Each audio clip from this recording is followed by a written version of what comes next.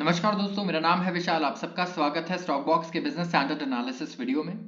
आज हम लेके आए आपके लिए दो बढ़िया आर्टिकल्स बिजनेस न्यूज़पेपर्स के। और अगर आपको पसंद है बिजनेस न्यूज़पेपर्स के आर्टिकल्स को देखना और पढ़ना, तो अभी चैनल को सब्सक्राइब कर लीजिए। यहाँ पे हम कॉज और इफेक्ट एनालिसिस करते हैं यूजुअली आर्टिकल्स का, कि किस इवेंट का, किस फाइनेंशियल बिजनेस इवेंट का आपकी लाइफ पे क्या असर हो रहा है या हमारी कंट्री पे क्या असर हो रहा है उसका। राइट, सो शुरू करते हैं आज के सबसे पहले आर्टिकल से। Markets soar on dovish Fed Sensex settles atop 70K।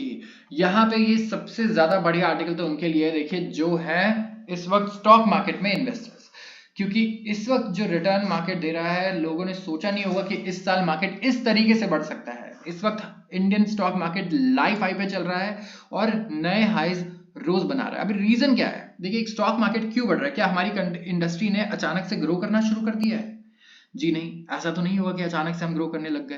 पहले भी यही ग्रोथ रेट थी, अभी भी इंडस्ट्री की वही ग्रोथ रेट है, कुछ अलग नहीं हुआ है। फिर भी ऐसा क्यों हो रहा है कि हमारे स्टॉक मार्केट इतना बढ़ रहे हैं? और सिर्फ इंडिया के नहीं, आप देखिए पाकिस्तान का स्टॉक एक्सचेंज भी अभी लाइफ हाई पे चल रहा है, ठीक है। यूएस का स्टॉक मार्केट भी लाइफ हाई पे चल रहा है। तो क्या पूरी दुनिया एक साथ ग्रो करने लग गई?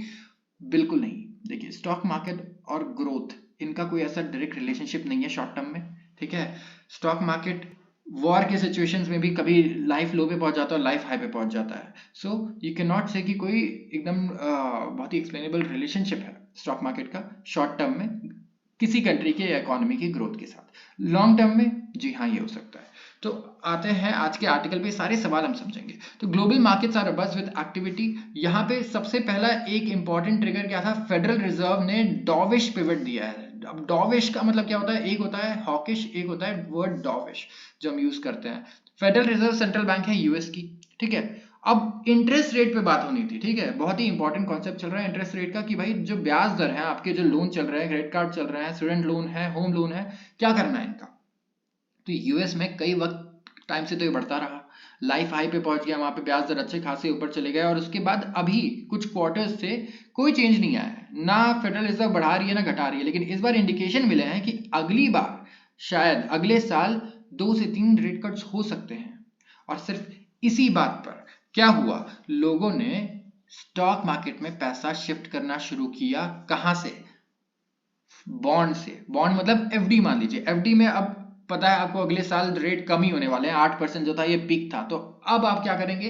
क्योंकि आपको प्रोडिक्टेड है अगले साल लेट्स से 5% आना है, तो वो पैसा आप फिर स्टॉक मार्केट में लगाएंगे, जहां आप एक्सपेक्ट करेंगे कि 14 से 15 से 20% आ सकता है। राइट, सो यही हो रहा है इंटरनेशनली भी। इंडिया में विदेश का पैसा अच्छा खासा आ रहा है, तो मार्केट में कंपनीज की परफॉर्मेंस वो की वही है, लेकिन लोगों के पास पैसा अब जेब में ज्यादा आ गया है स्टॉक मार्केट में लगाने के लिए, इन्वेस्टर्स के पास, ट्रेडर्स के पास, सबके पास, ठीक है। तो इसीलिए आपको सडन जंप देखने को मिल रहा है ऑल ओवर द वर्ल्ड। अब इंडिया की स्टोरी अलग है, क्योंकि इंडिया में ऑफ कोर्स हमारा ग्रोथ रेट भी बहुत ही अच्छा है, ग्रोथ अच्छी है हमारे यहाँ इस वक्त कंपैरेटिवली, रिलेटिव बेसिस पे हमेशा देखा जाता है इसे यूजुअली। तो रिलेटिव बेसिस पे हम बहुत ही अच्छा कर रहे हैं यहाँ पे। तो पूरे आर्टिकल को अगर आप पढ़ेंगे तो आपको ये सारी चीजें सुनने को नहीं मिलेंगी, ना इसमें लिखी हुई है। इसमें जो हुआ है ये लिखा है, लेकिन क्यों हुआ है इसका रीजन आपको मैंने बताया। तो फिर भी थोड़ा बहुत आगे बढ़ते हैं। Domestic markets taking this Q from sharp gains in the US markets overnight open strong on Thursday. अब इंडियन स्टॉक मार्केट 3:30 बजे बंद हो जाता है। यूएस का स्टॉक मार्केट वहां के हिसाब से सुबह खुलता है, तो हमारे यहाँ हो रहा था करीब 6-7 बजे शाम के।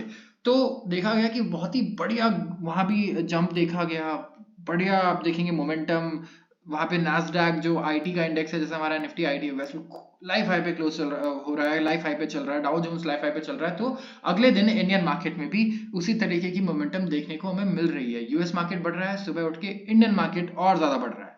इस तरीके की सिचुएशन इस वक्त चल रही है यहाँ पे। तो maintaining rates at 22-year high, federal reserve chair Jerome Powell signalled a clear shift in US central bank strategy.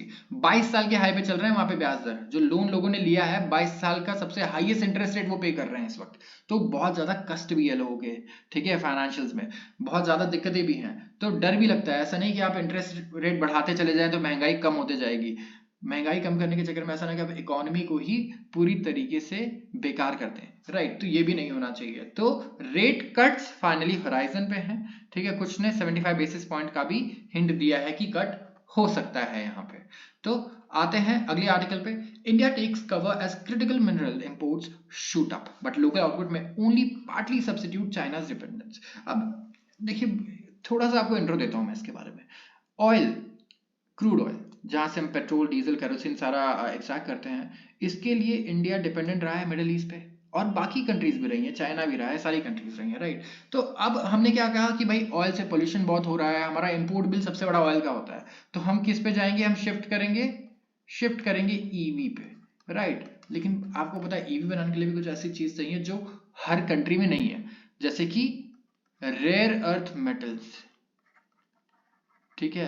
Rare earth metals हैं, क्रिटिकल मिनरल्स भी, क्रिटिकल मेटल्स और मिनरल्स का भी हमने डेफिनेशन दिया है गवर्नमेंट ने अभी कि ये क्रिटिकल एसेट्स हैं हमारे लिए, और हम इंडिया में जितना हो सके एक्सप्लोरेशन करेंगे और खुद से एक्सट्रैक्ट करेंगे। लेकिन वो भी इनफ नहीं है, ऑफ कोर्स आप लिथियम चाहिए ईवी बैटरीज के लिए, हर चीज चाहिए। तो ये जो अगला ऑयल है हम कह रहे हैं ये है ईवी, ठीक है।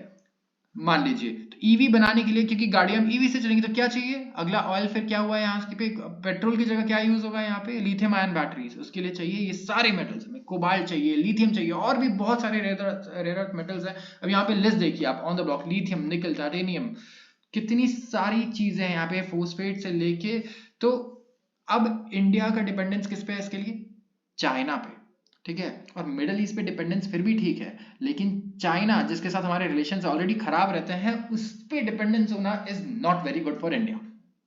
अब अगर आपकी अपने पड़ोसी से नहीं जमती, लेकिन जो खाना आप खाते हैं, ठीक है, जो चावल और दाल आप खा रहे हैं, सिर्फ वही बेच सकते हैं आपको, ठीक है, और आप 80% उनसे इंपोर्ट करते हैं, तो आप हमेशा टेंस्ड रहेंगे यहाँ पे, राइट। तो वही सिचुएशन यहाँ पे देखने को इंडिया के साथ हो सकती है। आगे पढ़ते हैं आगे आर्टिकल को। मैंने थोड़ा सा आपको एक ओवरव्यू दे दिया है, इंट्रोडक्शन दे दिया है।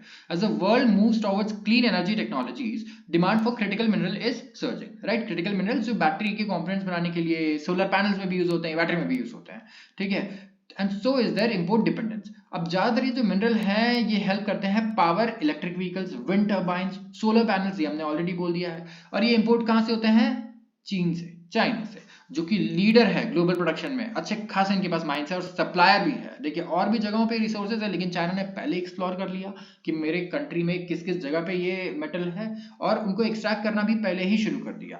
तो during the launch of India's maiden auction process, अभी ऑक्शन प्रोसेस पे हमने वीडियो बनाई थी कि किस तरीके से हम क्रिटिकल मिनरल्स का ऑक्शन कर रहे हैं, कि कंपनीज आए उन्होंने माइन करे, इंडियन कंपनीज, ठीक है। उन्होंने कहा कि जो वैल्यू ऑफ कलेक्टिंग 20 ब्लॉक्स है, ये है एस्टिमेटेड टू बी $5.4 बिलियन। अब ये ऑक्शन जो है इसकी वैल्यू इतनी तो है, इंडिया सेल्फ रिलायंस की तरफ प्रोग्रेस कर रहा है, बट स्टिल अभी इतना पास नहीं आया है सेल्फ रिलायंस के। तो आप देखिए कि इंपोर्ट ऑफ क्रिटिकल मिनरल्स है 22-23 के बीच में 34% बढ़ गया, हमें 34% ज्यादा इंपोर्ट करना पड़ रहा है पहले से, और जिस हिसाब से डिमांड है ईवीज की आगे, ये और बढ़ना ही बढ़ना है।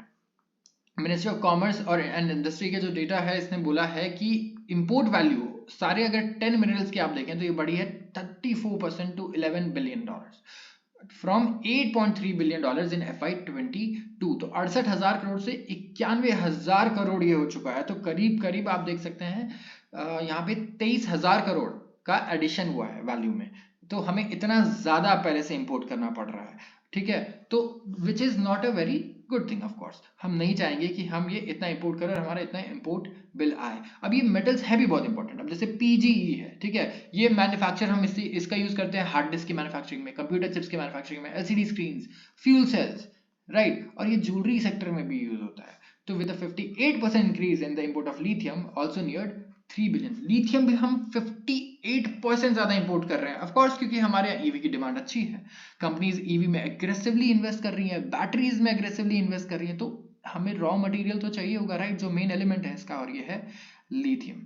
तो यहाँ पे इंडिया के लिए ये इश्यूज आप देख सकते हैं कि आगे जाके जरूर रहेंगे कि हम जल्द से जल्द हमारे मिनरल्स को एक्सप्लोर करें, यहाँ पैसे खर्च करें और इन्वेस्टमेंट यहाँ करें, ताकि हमारी कंपनीज खुद से इंडिया में मिनरल्स ढूंढ के और एक्सट्रैक्ट कर पाए इन मिनरल्स को, और क्या पता हमें इतने अच्छे रिजर्व्स मिले कि आगे हम इन्हें एक्सपोर्ट भी कर पाए।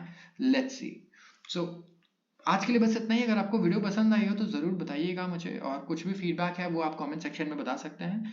इस वीडियो को देखने के लिए आपका बहुत बहुत धन्यवाद।